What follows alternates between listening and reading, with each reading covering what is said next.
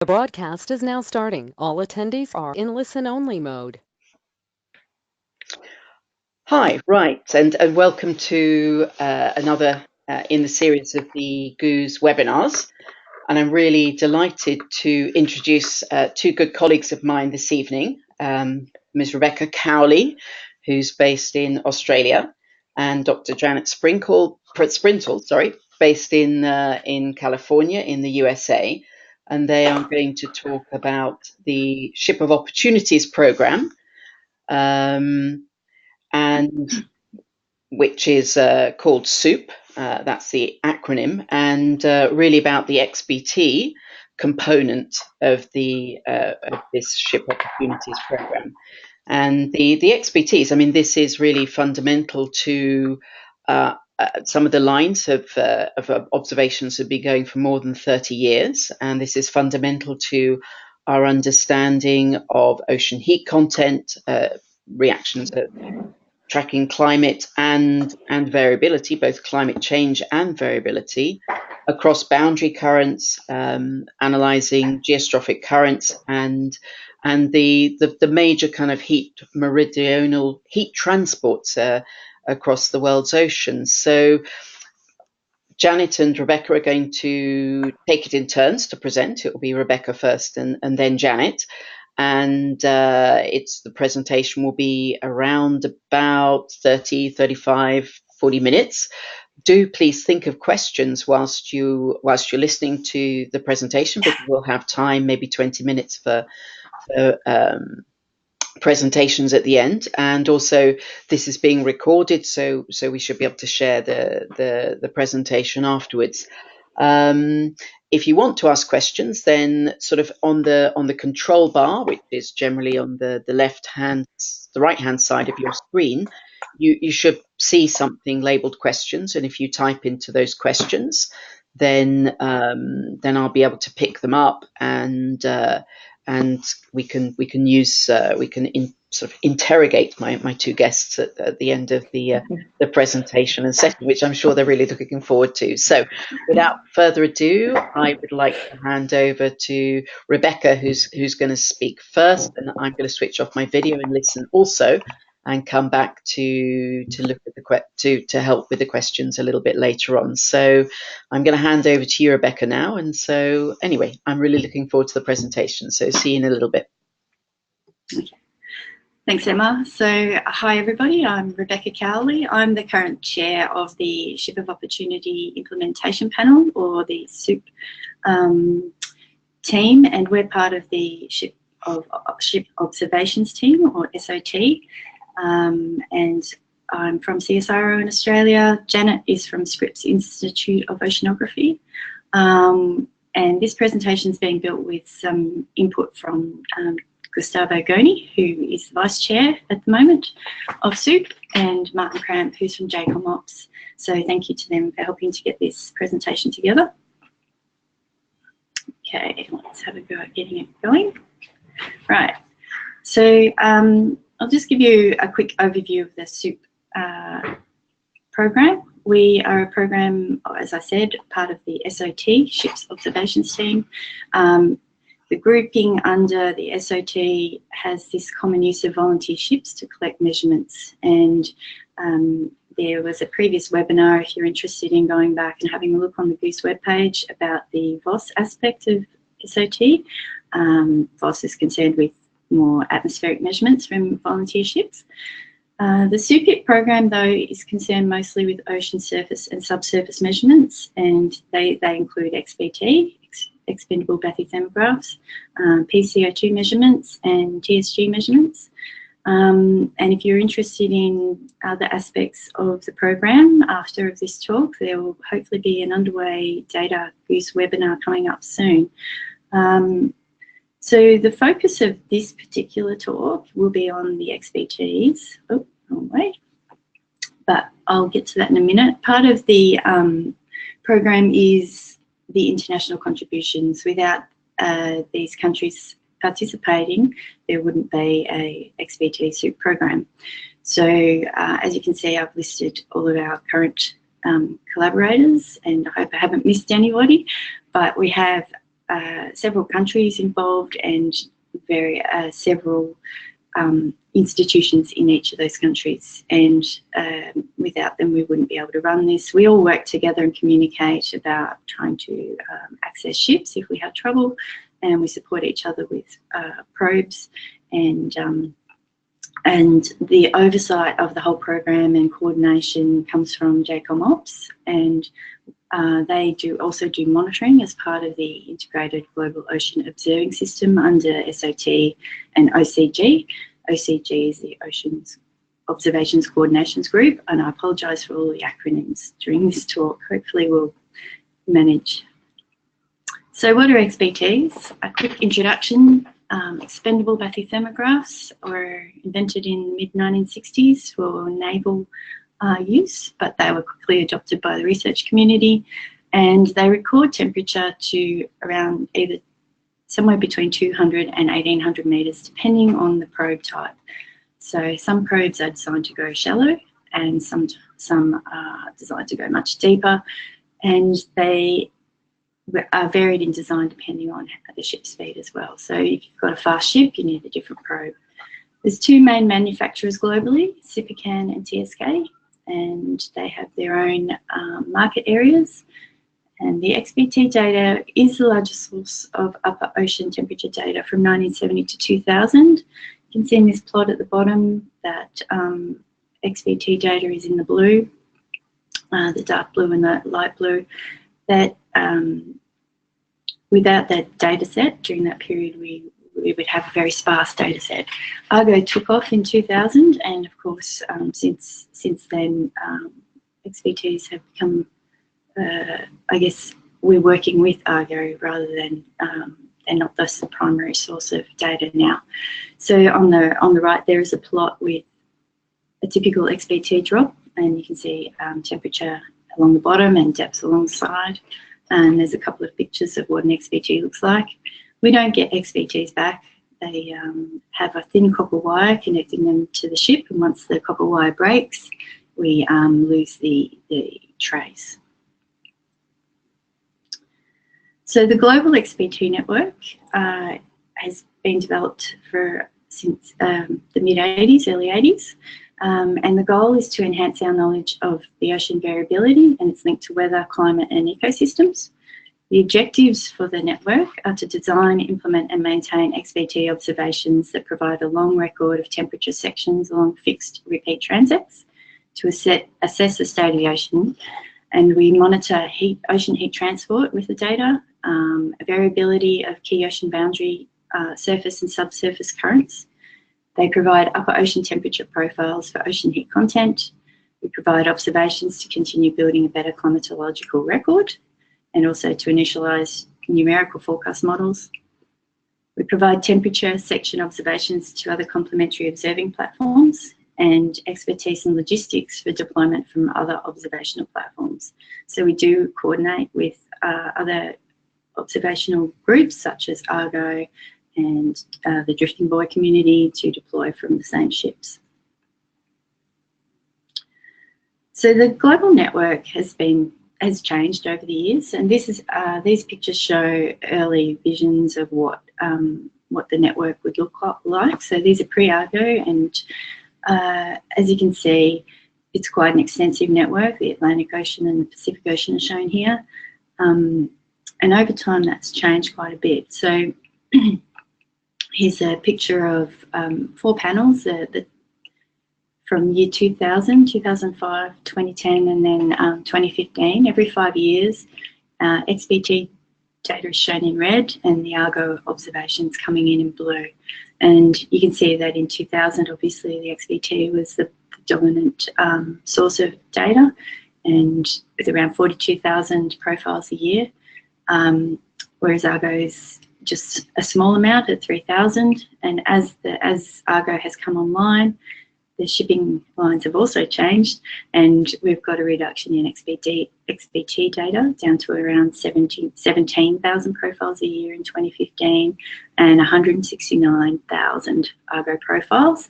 So Argo's been great at covering areas where shipping is not.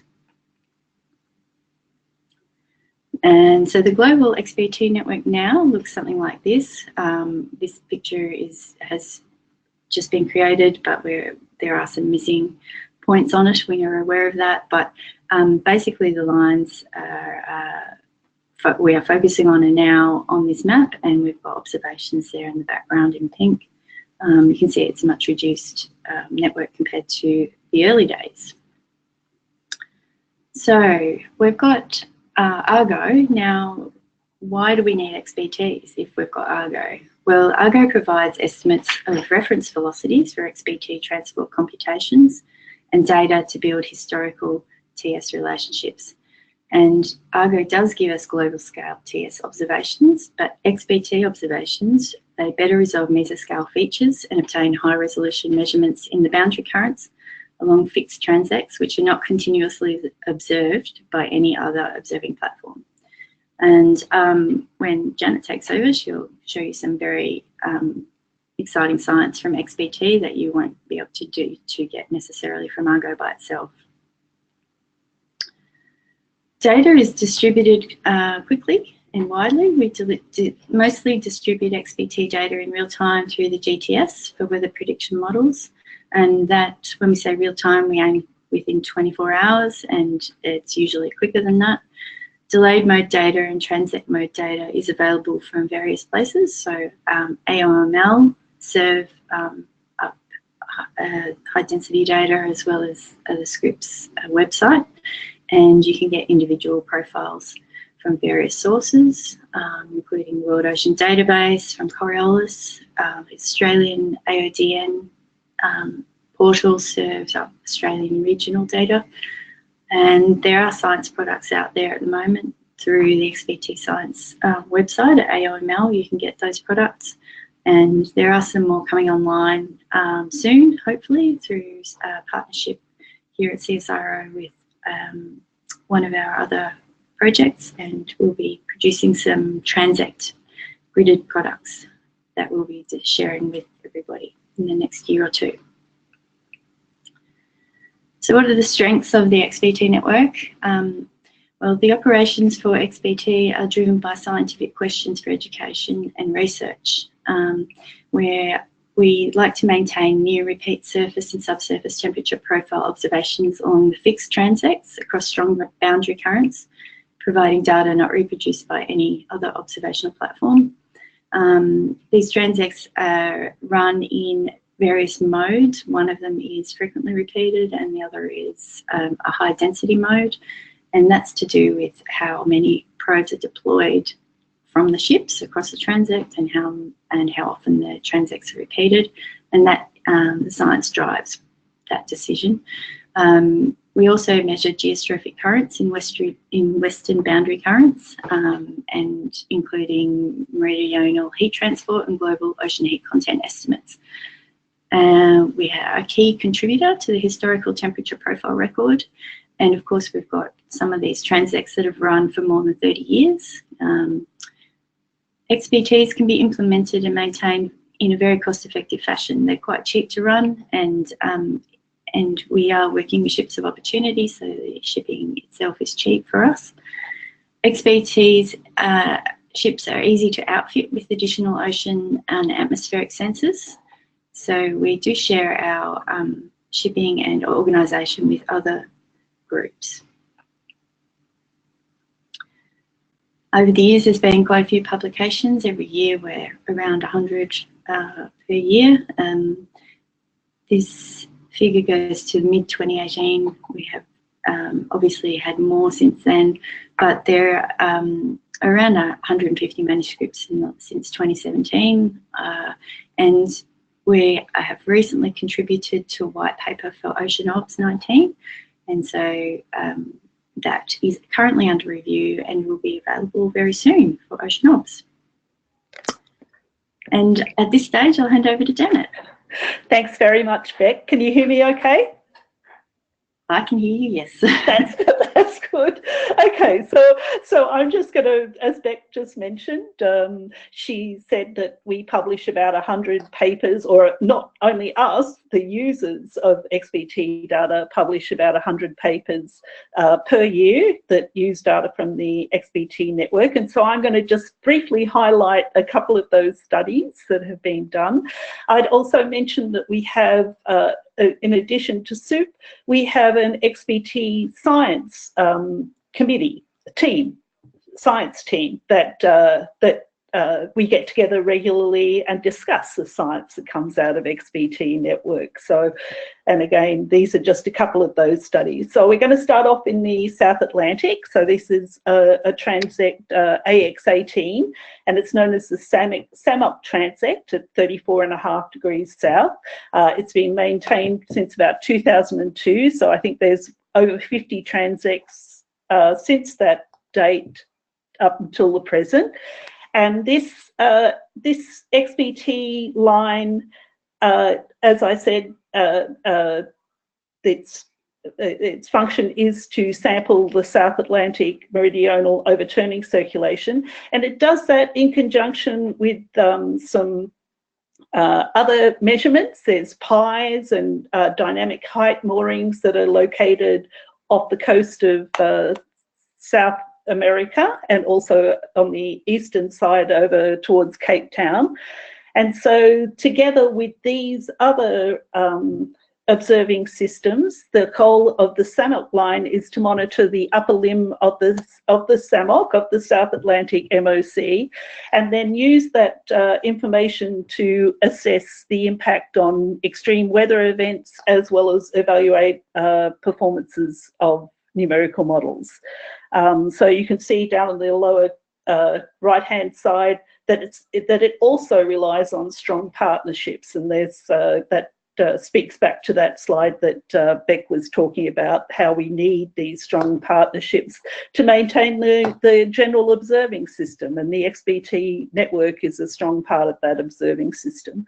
Next slide, please, Beck.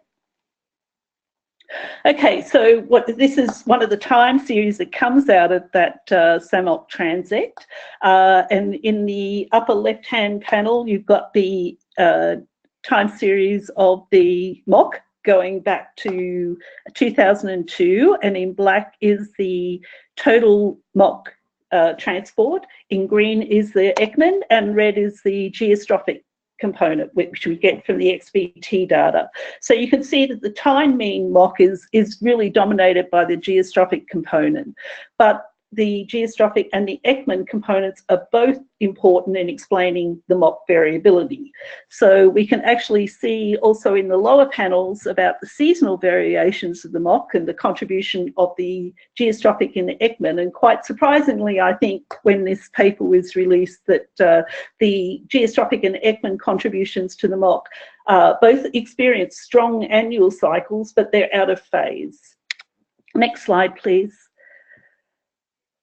So again, Beck talked a little bit about the synergies between the XBT network and other components of the observing network, and this is brought out in this slide by comparisons with the altimetry, so we can get the sea surface height and dynamic height relationships, and that then allows us to extend the MOC and the meridional heat transport time series back to the beginning of the altimeter deployments in 1993.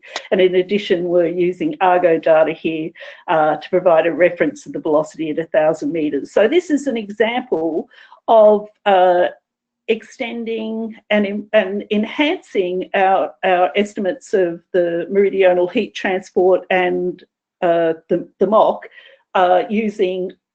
by combining the different components of the observing system. Next, please. Okay, and so because we now have this beautiful long time series, we're able to look at some decadal variability on the differences, the different contributors to that variability. And so this is work that Shenfu Dong has done with colleagues, Gustavo Goni and others at AOML, showing that the different phases of the MOC is mostly negative before 2001, but then it switches into this positive phase after 2001. And then during that time period, it's dominated by that residual variability switches to being dominated from geostrophic to Ekman component and then back to geostrophic dominance again. So it's just an example of how we can use that beautiful long time series of near repeat transects to look at the inherent variability of the ocean. Next slide, please. Okay, so we're going to switch now to the Pacific network, and this is work that we've been doing here at Scripps. This is Transect that crosses the Northern Pacific gyre, so it's sampled by PX37 and PX40, and so we can look at the variation of the North Pacific subtropical gyre and the flow changes that have occurred over the past 20 years or so.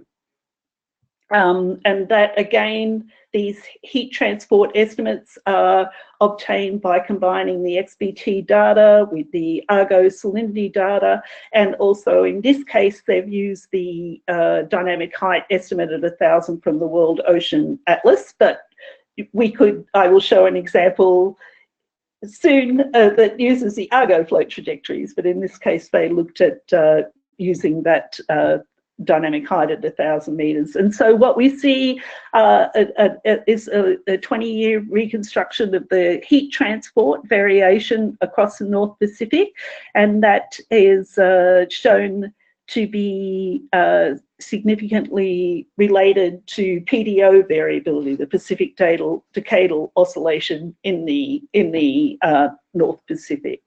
Next slide, please. Okay, and we also use XBT data is also an important component of models, and this is work that Ariane Verdi has been doing at Scripps, where they've used they provide an estimate of the tropical Pacific Ocean state from 2010 through 2013, and this is a data assimilating state estimate, and it's evaluated on in this paper. It is shown to evaluate the different components of the observing system and their contribution to being able to understand the state estimate of the TPOS. And so in this upper right-hand figure, we see this is a normalized cost of the state estimate versus a different observational constraint, the sea surface height, SST, temperature and salinity from Argo, CTD, and the XBT. And we see, not necessarily here, but in the paper they showed that the cost actually drops about 35% when the XBT data are not included in the cost estimate. And so this again suggests a strong value of XBT data to the state estimate and to models, and not only, this is done in retrospect, but the XBT data in the GTS actually goes into weather prediction models as well. Next slide, please. And then also this is an example of Natalie Zilmermans, who's been looking at the synergy between the merged XBT, high resolution XBT transects, Argo and Argo trajectories, and altimetry in the East Australian Current region, and that's sampled 30, which goes between Brisbane, past Noumea and up to Suva. And it's a multi-platform approach to monitoring boundary currents, and I think this is the way we're moving as a whole, as a community, to being able to better understand the variability in these boundary currents. So in this case, it's a case study that Natalie's done for the East Australian Current, and you can see in this the velocity is based on the merged product, which includes the Argo trajectories, as the Argo the high resolution XBT data that can give you additional information to Argo in near the coastal boundary in particular. So you can see that the velocity represents well that velocity based on more data which was out there simultaneously over this period, as well as the structure of the undercurrent is very similar on the merged product. In fact, the 18-month average transports from PX30 agree with the moored observations to within about 2.2 spur drifts. And then finally on the last slide, this is, as Beck mentioned, one of our primary goals for the XBT network is research, but also for education. And so there's been well over 30 PhD and master's theses that I'm aware of that have been using XBT data in the last 25 years or so. And so this is an example of a student at Scripps who is co-supervised by myself and Terry Tereskin. And he is looking at eddy heat fluxes across the ACC. So we have this beautiful time series in Drake Passage in partnership with the National Science Foundation. And this ship is a supply ship that crosses between Chile and the Western Antarctic Peninsula and going to the US base down in that region, Palmer Station. And the ship not only takes XBT measurements, but it has an ADCP, it measures PCO2, it has a TSG, and it has MET sensors, and they also take discrete samples of nutrients and something else that I'm not quite remembering. but it's a super ship. Let's call it a super ship, because I mean, this is so powerful to have these measurements from the one platform taken simultaneously. And so in this case, Manuel, who's just started his PhD, he's going to be using the coincidental temperature and velocity profiles to look at observed eddy heat flux within the ACC, year-round measurements. So he'll be able to get at the seasonality of that eddy heat flux. And so I've just given you a flavour today, and you'll see the references to the papers at the base of the slides. But also I want you to feel free to visit that website that Beg showed earlier, and you'll be able to get a better, more expansive flavour for lots of the science that's being done with the XBT network. Thank you. Beck? Yeah, thanks everybody. Over to you, Emma. Right, thank you very much for an excellent presentation. I've got a bunch of questions that came up whilst you were going through the presentation. It's really nice to focus in and understand in more detail, not just how networks operate, but also how the science is being used, how it has been used, and how it's being used today. So, but before I ask my questions, I'm going to turn over and look at the questions that are coming in from the audience. And the first one that I would like to look at is from Darren Figurski, who is asking, what do you see as the future trend of XBTs as compared to the trend of Argos from the last decade and beyond? Argos, I think. Argos. Yeah, rather. So it's a good question. So our goal at the moment is to maintain the current XBT network in its current form. It will adapt as things go. The thing with Argo and with gliders as well is that they struggle to maintain their position, I guess, in boundary currents. So XBT has a big role to play in the heat transects across those high velocity ranges. And Janet might want to comment further on that as well. Yeah, no, I think that's excellent, Beck. I think that's exactly it. That we see, as we saw in some of the science presentations and in the slides that you showed, that there is synergy between the different components, between the gliders and between Argo and the altimetry, and so I think that they all have their strengths. But the XBT network in particular, its strength is these fairly rapid occupations of the western boundary currents that have been done for 30 years or more. We've got to remember that these are on container vessels that fly through there at 20 knots or something. So they're quite much more synoptic than, say, hydrographic sections. Can you turn the light on? So there's, Sorry, we have an automatic light system. So I'm suddenly plunged into darkness. Ooh.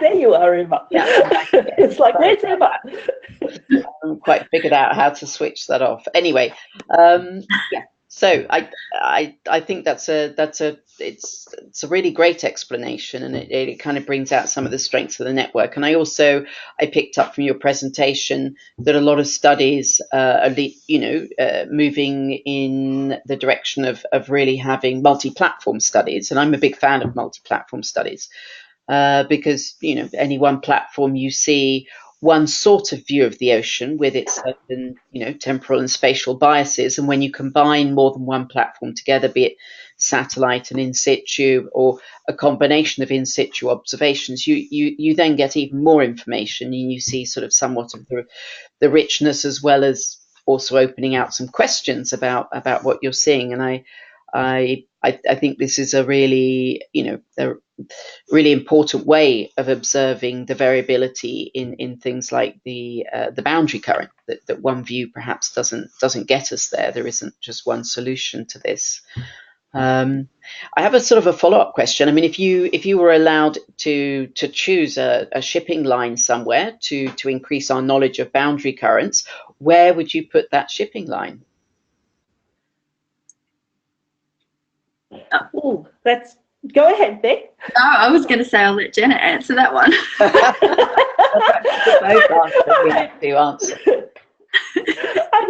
Yes, it's a hard question because, like, at the moment, I mean, we've been fortunate to be able to maintain many of these boundary current networks for a long time, and one that we recently lost and that is proving difficult has been in the Arabian Sea, that surveys the Somali current and that region, which has been a region which we haven't been able to have strong observing network in for a while, and because of piracy issues and things like that. And so I think that's a really interesting current system. But that's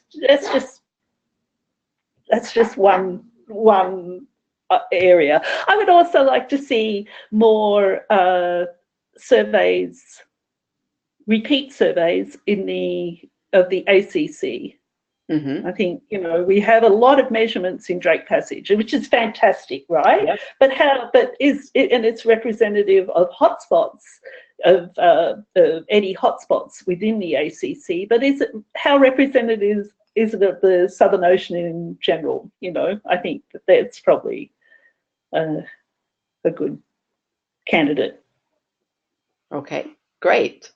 And Beck, do you have any sort of areas that you would like to, if you could choose to have repeat measurements sort of anywhere in the boundary current system?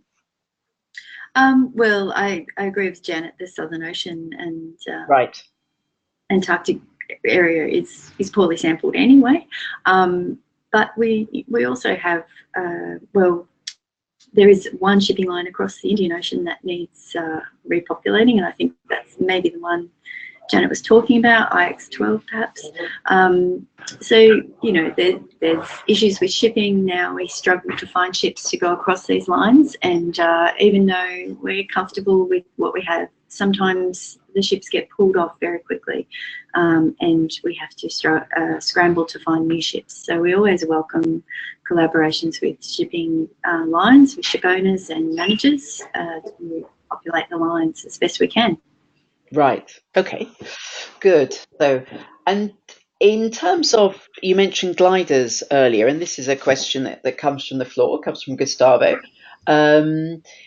what's your opinion about the potential of gliders? Can we dive into that a little bit more to measure boundary currents as XBTs do, or would you see them as complementary to XBTs? Perhaps, I don't know, taking a slightly different sorts of, well, they're taking additional measurements for a start, but somehow complementing. Would they take less frequent observations but more detailed and help to underpin the more frequent XBT? Have you thought about what would be a kind of an ideal combination, or how sort of XBT and gliders would play together in a sort of a coordinated design for boundary current monitoring?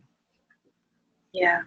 So there is some work already in the EAC. So along with the EAC moorings that are out there at the moment, they've been doing some glider runs along those moorings, and it's tricky to maintain a straight line, Right. which you do get with XBTs. You can Yep. get a quick straight line, and yes, gliders measure many more things. So they are complementary to each other. But I don't think one can replace the other. I think the same with the mooring array. It's there in a fixed position and it measures over a long period of time, 18 months or more. And gliders are very short, can only be run for a little while before they need to be retrieved and maintained. And that's fine. So they each have their benefits, I think. Yeah. Okay, and we actually have. I would just carry on. Oh no, I would also say this is really an active area of research for us at the moment. So Yeah. just like Beck's talking about, we're still assessing it. Yeah, and I guess it would be interesting at some point to use models to simulate both and to sort of see the effects and answer some of these questions, and maybe that's something that we will be able to do sort of in the future, because it's clear from the multi-platform studies that you can get a lot more from combining platforms together to look at questions. We also have a comment just coming through from Gustavo saying that he would reinstate the Kuroshio current Transect, so that will be another favourite perhaps on the list there as well. We have a measurement over the Kuroshio, but that's Right. okay. Okay. We have another question coming through. It's talking about how in practical terms, looking at how the XBT transmit their data. Is it through satellites, and you mentioned it goes up to the GTS, which is the WMO real-time data system, which is how it gets into the weather forecasting models and things like that. But how does it get from the sensor to the shore? Yeah, so that's a good question. It depends on the system in use. So in the Australian systems we use Iridium satellite using SBT messaging, so short burst data. The data gets sent to us by email, and then we can send it from there to the GTS. Other systems are more direct. They'll send directly to the GTS via Iridium or Argos transmission. I know, and then some others might not be able to send directly. There are instances where the communications aren't available for one reason or another, and so in that case there might be a delay in getting the data back to shore and then onto the GTS, and so that's usually just an email or a transmission of some other standard type. Okay, so I have another technical question as well, which is looking at a different aspect. It's possibly back to the start. Is how do the supplies get to the ship? How do people get supplies of these XBTs to the vessels? Because these are vessels that are ships of opportunity. Do they come on board with the normal shipboard supplies? Do you arrange sort of specific transports from the manufacturer, or do scientists need to liaise with the ship and put them in a certain place? Is training involved?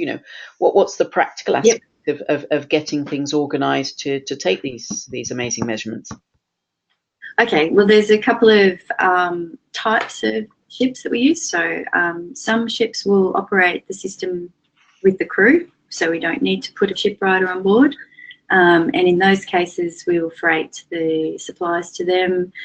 The equipment is usually freighted to them. It's fairly straightforward to set up. They can do it themselves. In other cases, they might not feel confident. It might be a bit more complicated, so we'll send a technical person to the ship and set it up, explain how it's used, and then the crew will operate it. And in that case, it's usually a low density or low frequency mode where they might deploy 4 or 5 during their trip, and that's very straightforward for them. Where we need a shipwrighter is in a high density mode, and that's where we're deploying every 1 to 2 hours. And so we need to communicate with the ship, approach them, get a permission to go on board. Sometimes we need to pay for accommodation and food, and in that case, that's fine.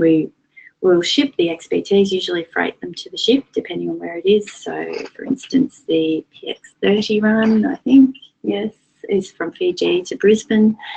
We would ship our XBTs to Fiji, and our technician will go over there, meet the ship, load the equipment on board. We'll take our own installable equipment. It doesn't stay on the ship because if the ship goes off the run, we'll lose our equipment. So it all fits into a Pelican case, and yeah, it's very easy to set up. In other cases, I think with the US, they might have a more permanent setup on some of the ships, and there might be an auto launcher on some of them as well, which is quite big and installed permanently. But yeah, it's all doable. The smaller the equipment, the easier it is to transport.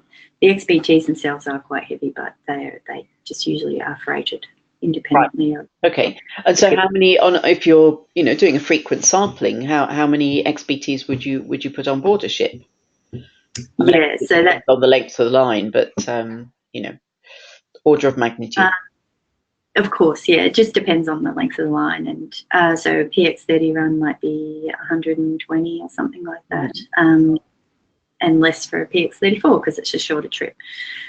We also send ship down to Antarctica, the Astrolabe, actually, the French vessel goes down. We use that as a ship of opportunity, and that's double leg, so we will send about 240 XBTs on that trip. So, yeah, to cover both legs. Right, okay, so there has to be some storage space, I guess, on deck as well. And we've got another question sort of asking from Antonio Santos, asking what is the approximate cost of an XBT profile? So a probe costs around $100 is my understanding. Might be a little bit more than that now. And the equipment, once it's set up and running, is, well, there's no cost really. It's just the Iridium transmission, and that's fairly cheap. So you're looking around $100, I guess, right. Plus the key. Interesting. Yep. Okay, that's interesting. And sort of, it's perhaps related. Another sort of practical question is, if I understand, from the work I've done with the Ships of Opportunity team, that the shipping industry has changed and is changing, and ships don't stick to the same routes so much anymore. So does this affect how you recruit, or are the XBT lines and the ship operators that you work with having sort of more regular lines in some way? I was just interested to understand if the changes in shipping have also affect how you're able to maintain your network. Yeah, it's very tricky actually. We think that in the past a ship would stay on a line and it'd stay there for 10, 15, 20 years, but that doesn't happen anymore. Quite often the ships will be pulled off at the last minute. So we're constantly monitoring the shipping planning and engaged with particular ships that we know, and particularly there's certain captains and owners that we know are keen on helping us. Other routes are through the JCOMOPS IOC WMO level, where those higher groups are talking to the big companies and they're encouraging their participation. So it's really important for the people who are going on the ships and who are dealing with the ships directly to maintain those strong relationships and to have the right contacts and be prepared to change quickly. Okay, well, it's interesting. So personal relationships in the maintaining the longevity of the lines are, in fact, a quite important part of what you're involved in. That's interesting. I'm going to switch to maybe some more sciencey questions. I'll just check up here. We have Frank. We have Franco from Italy, who's saying that XBT profile, this sounds like quite a detailed question here, XBT profiles from the line MX04 show a significant change of water masses in the central Mediterranean since 213, which is not well monitored by Argo floats. So sort of pointing out, I guess, that the regularity of and the constancy of the observations from XBT are still showing up some very interesting and important changes today. Are you familiar with that particular example, or? Yes, I am. Right. Yeah, it's a lovely example. Franco's done some lovely work in using that Mediterranean line, and it is because it is near repeat transects and been going on for a long time that he can make those statements about the changes that he's observing with some certainty, right? Because they've been measuring the same region for so long. How many years has this line been in operation, do you think? Yes, we'll ask Franco that. Yeah, he'll reply to this background. Since 1999. That was a very quick reply. Thank you. There you go. So a long time. And I think you were saying when we were talking that the longest running XBT line is now something like 34 or 35 years worth of data, which is really, reaching into what you need to have in order to see through some of the natural variability of the ocean and the larger modes that atmosphere and ocean modes that affect that variability on different timescales, and begin to see perhaps sort of the longevity of some climate trends. Now, I might have missed something, but I didn't see so many. I saw quite a lot about the various variabilities, but less about the sort of the long-term climate trends. Do you think that you're just entering into with the XBTs an ability to perhaps look more at climate trends, or is the variability still so absorbing and so dominant that we still have some distance to go in understanding that? I think that we're always, it's an ongoing question, isn't it? I mean, how to disentangle decadal variability from long-term type changes, and how long is long enough. Yes. But certainly from these long time series, we have been able to discern trends, that are related to, for instance, in the Southern Ocean, and as well as in the regions of XBT measurements around Australia. It's often dominated by the southern annular mode, right? And so we can see variability related to the large scale shifts in the wind patterns. So it's I think that's, these are ongoing questions that students are starting to look at. So that's great. Okay, good. And has anybody done a sort of a global study, so to speak, put all the XBT lines together in some way and connected them, or is that not maybe it's a dumb question and it's not a suitable sort of a study? No, I think it's a good question. And in some ways we do that with the heat transport estimates. And did you want to talk a bit about that, Beck? No. You've done a lot of work with that. No, I'm sorry, I was just adjusting the light so I could see. Yeah, there are a lot of heat transport studies done in the past using XBT data. I must say I'm not the most familiar with what they are, but it's true actually. Yes, yeah, it's some of the Right. But it is.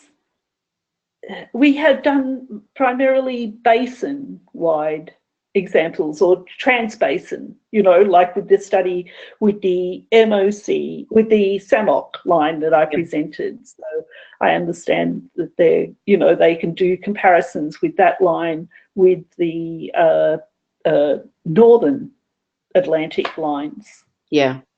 And I have a comment from the floor actually that's speaking to this point, and it's from Susan Whitefield, so it's from the Argo community, saying that XBTs are very much a critical part of the ocean climate temperature record, which is absolutely true, and form the basis of our knowledge of ocean warming patterns prior to Argo. So Argo, in terms of studies, and obviously leverage the data from the XBTs, and presumably you're still looking at maybe the trends you're getting from different platforms, even into the present day, as a kind of a double check and an understanding there. And I think Susan's right. Sorry, I think Susan's exactly right. And so the heat content changes that Beck was pointing to earlier, the XBT data is significant. Plays a significant role in being able to look at that variability over the past few decades. Okay, and perhaps sort of looking into the future, heat content is perhaps sort of one of a baseline observation, and it strikes me that the data that you use is not just used for climate; it's also used for operational services. And how relatively important do you think that is? The profiles going straight into the GTS and being able to assimilate it into models for forecasting. That's a good question. There has been. I know there's been some Aussies done where they eliminate XBTs from their model predictions and then see the impact on it. And yeah, it is quite impactful. So that's probably more on the climate stuff rather than the weather prediction stuff. Right. Okay. Maybe Janet has an answer for that one. Yeah, no, I don't exactly. I'm not familiar enough with that as well, but I do know that they are impactful on these assimilating models. That they make an important difference in being able to correctly represent the circulation, particularly in the boundary regions. I guess I'm pretty sure ECMWF has done some work that have assessed the XBT network, and that paper would be as part of the science. But I cannot recall exactly the details. I'm very sorry, but that paper will be on our science webpage. Right. Okay. Well, it's an interesting question because I know that the data goes real time into the GTS and it's used, and so I was wondering if. I have a question here from Alejandro de la Maza, I hope I pronounced his name correctly, saying that this is back to sort of maybe more practical issues, but I saw that there's a lack of XBT lines in the eastern southern Pacific Ocean. And have you ever contacted regular container lines such as Maersk, Safmarine, Hamburg Sud, and others? They're already a part of the SOT VOS group. The SOT VOS network, which you're kind of closely allied to underneath the umbrella of the ship observations team. So perhaps it's a question, do you, how does that sort of collaboration work, and have you thought of doing that to fill in some of those gaps? Yeah, so probably, so that we do work with Maersk, and we have current lines running on Maersk vessels, and Hamburg Sud. We've used all those companies before, and certainly, yeah. So I think the Southeastern Pacific, we deprioritised it because we lost shipping there, and also because of the studies, the science indicates that Argo is probably doing a good enough job across there. But Janet might want to comment a bit more on that side of it. Yeah.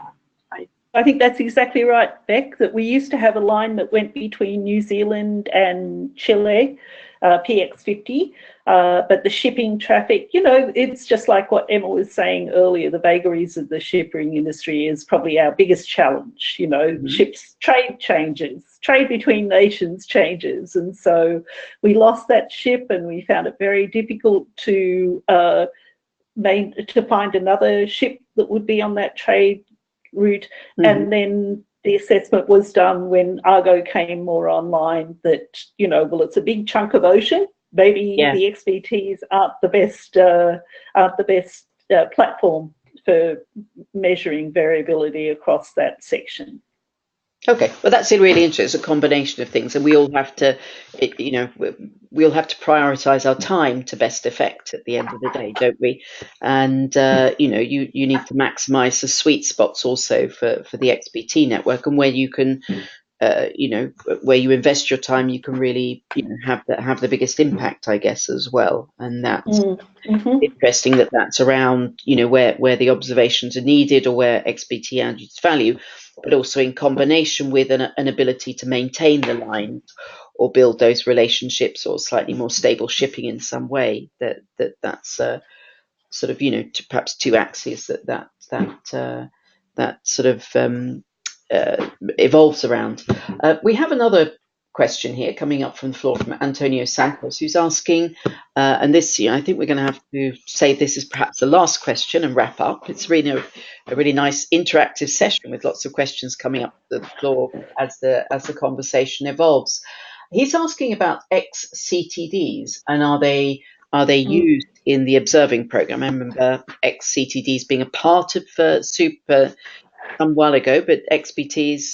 So what's the role now that XCTDs play? Yeah, so XCTDs are a more expensive option or version of the XBT, and yes, they have been used in the past and still occasionally are used. I think that, well, they've certainly been used on Antarctic voyages down IX-28 in the past. They have had in the past technical issues and quality issues, and I think as a more expensive option for regular routine transects, they were probably too expensive for the XBT SOOP network. However, there's always room for XCTDs, and I think still, I think companies might still be collecting XCTD data occasionally along some of the PX lines, PX45, 6. Yeah, so I think it's a cost issue mostly. Right, sort of a cost versus, well, again, perhaps a cost versus benefit. If there, you know, some issues that the additional cost maybe doesn't outweigh the benefits for all of the observations that you'd want to take. Okay, well, I think that we're going to sort of end the questions there because we're sort of coming up against the hour. And although I haven't got any more work to do today, I guess maybe some other people might have other jobs to go to. So I just want to thank both our super speakers, both Janet Sprintall and Rebecca Cowley, for sharing so much interesting information about the SOOP network, and then also, you know, a really interactive and an interesting discussion where I must confess I understood a lot more about the functioning of the SOOP network and some details of where the sweet spots in the observing system are and its role. So I have to also thank our audience for kind of tuning in, if you like, to this GOOS webinar and coming up with so many interesting questions. It was a really interesting session to talk and find out more. So thank you everybody who turned up for the webinar, and thank you very much to the speakers.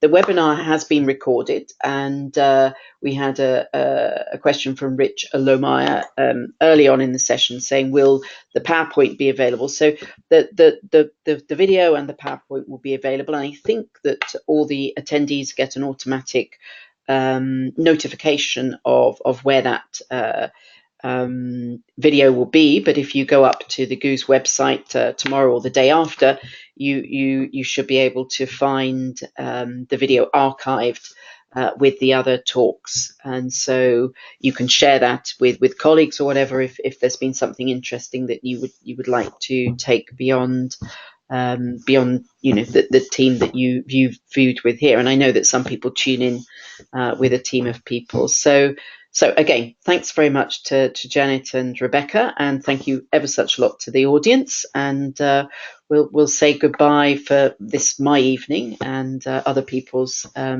mornings and afternoons, etc. So thank you very much, Janet and Rebecca, and I hope to catch up with you soon. Okay, bye. Thanks very much. Bye. Bye.